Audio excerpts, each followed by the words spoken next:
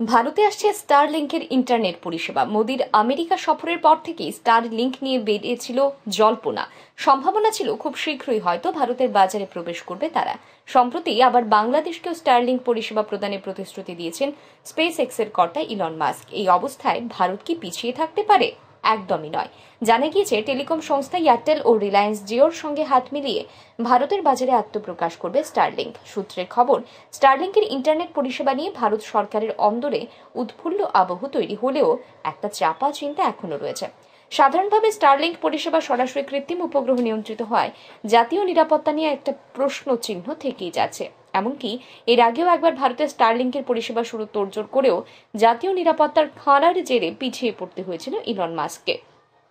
সূত্রের খবর, এবার যাতে তীরে এসে তরি না ডোবে তাই আগেভাগেই মার্কিন সংস্থাকে স্টারলিংকের জন্য একটি নিয়ন্ত্রণ কেন্দ্র প্রতিষ্ঠার নির্দেশ দিয়েছে ভারত সরকার।